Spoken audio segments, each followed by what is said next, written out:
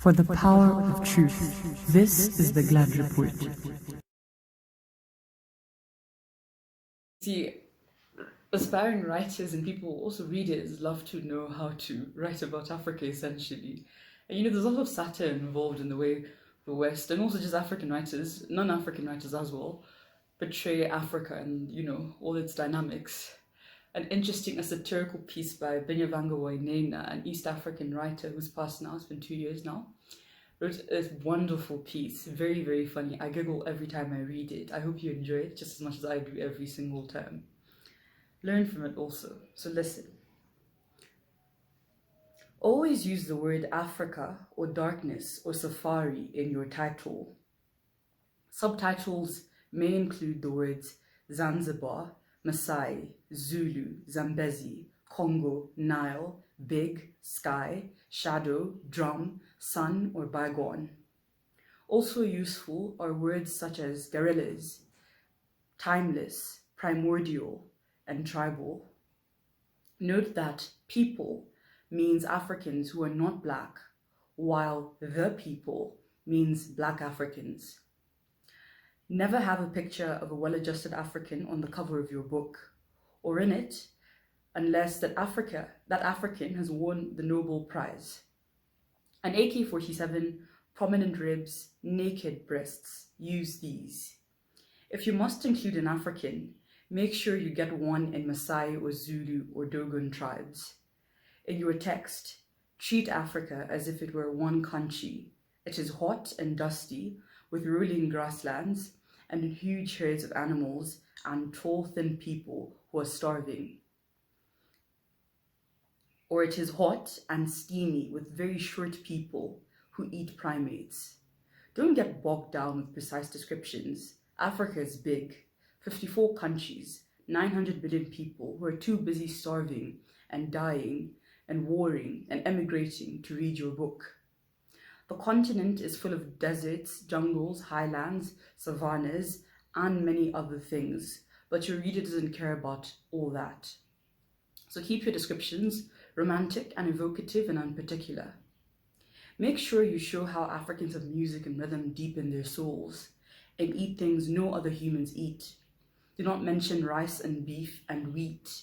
Monkey brain is an African's cuisine of choice, along with goat, snake, worms, and grubs, and all manner of gay meat.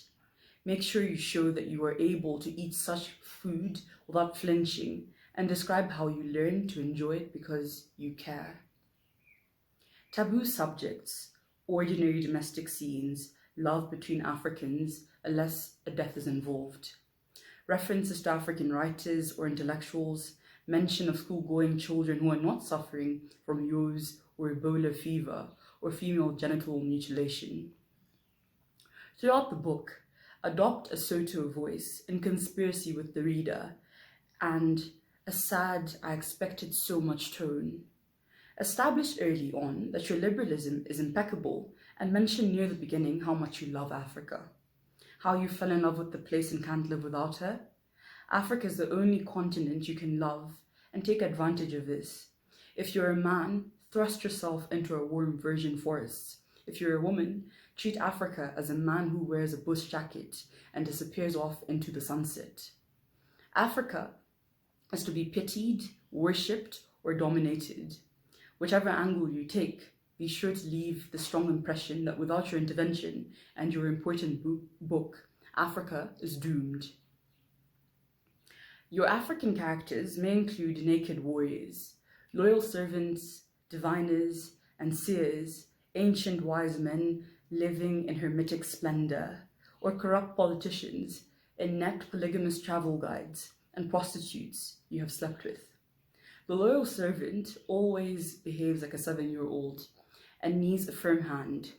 He is scared of snakes, good with children, and always involving you in his complex domestic dramas. The ancient wise man always comes from a noble tribe, not the money-grabbing tribes like the Gikuyu or the Igbo or the Shona. He has roomy eyes and is close to the earth. The modern African is a fat man who steals and works in the visa office, refusing to give work permits to qualified Westerners who really care about Africa.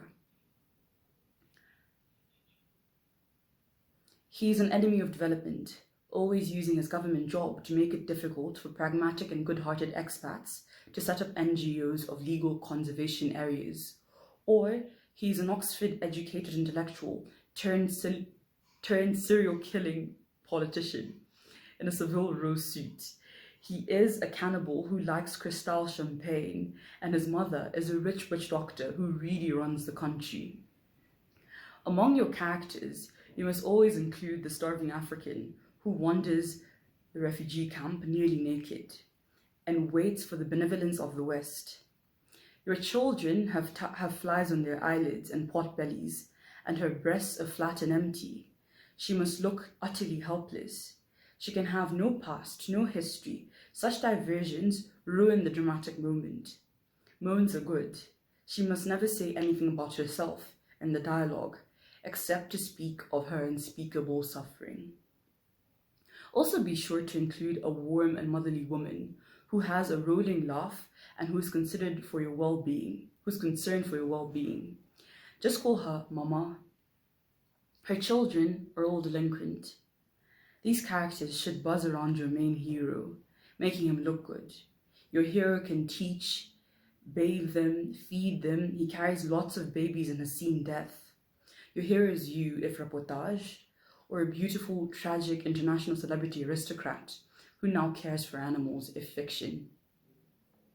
Bad Western characters may include children of Tory cabinet ministers, Afrikaners, employees of the World Bank. When talking about exploitation by foreigners, mention the Chinese and Indian traders. Blame the West for Africa's situation, but do not be too specific. Broad brushstrokes throughout are good. Avoid having the African characters laugh or struggle to educate their kids, or just make do in mundane circumstances. Have them illuminate something about Europe or America and Africa. African characters should be colorful, exotic, larger than life, but empty inside, with no dialogue, no conflicts or resolutions in their stories, no depth or quirks to confuse the cause. Describe in detail naked breasts, young or old, conservative, recently raped, big, small, or mutilated genitals, or enhanced genitals, or any kind of genitals, and dead bodies, or better, naked dead bodies, and especially rotting naked dead bodies.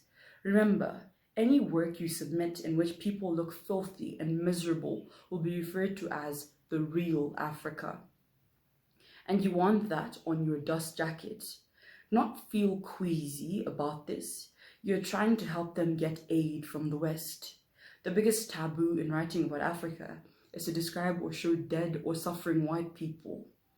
Animals, on the other hand, must be treated as well-rounded, complex characters. They speak or grunt while tossing their manes proudly and have names, ambitions, and desires. They also have family values. See how lions teach their children? Elephants are caring and are good feminists or dignified patriarchs. So are gorillas. Never ever say anything negative about an elephant or a gorilla. Elephants may attack people's property, destroy their crops, and even kill them. Always take the side of the elephant. Big cats have public school accents. Hyenas are fair game and have vaguely Middle Eastern accents. Any short Africans who live in the jungle or desert may be portrayed with good humor, unless they're in conflict with an elephant or chimpanzee or gorilla, in which case they're pure evil.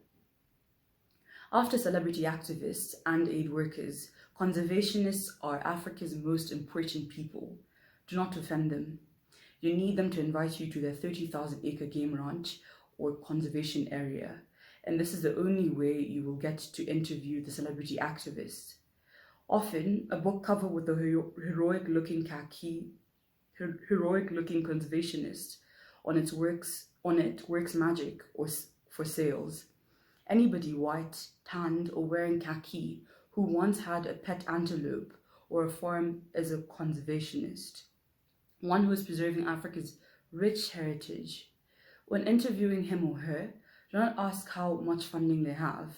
Don't ask how much money they make off their game. Never ask how much they pay their employees. Readers will be put off if you don't mention the light in Africa. And sunsets. The African sunset is a must.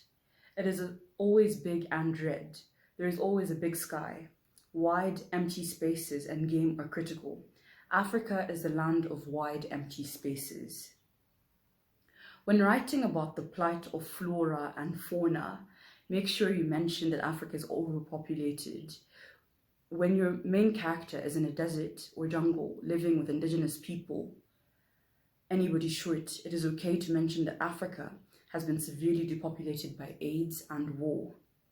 Use caps. You also need a nightclub called Tropicana, where mercenaries, evil Nauvoo, rich Africans, and prostitutes and guerrillas and expats hang out. Always end your book with Nelson Mandela saying something about rainbows, renaissances, because you care. I think one must definitely appreciate the satire of Binyavanga Wainaina. I think this written piece was beautiful. How to write about Africa. You can see how a lot of it, really plays out in a lot of literature that we read about Africa, especially if it comes from the outside world. I think we just need to be more, cautious and more wary of seeing things like this play out in the literature we read. So I think it's just a lot of food for thought. I'm glad with the report. For the power of truth, this is the Glad Report.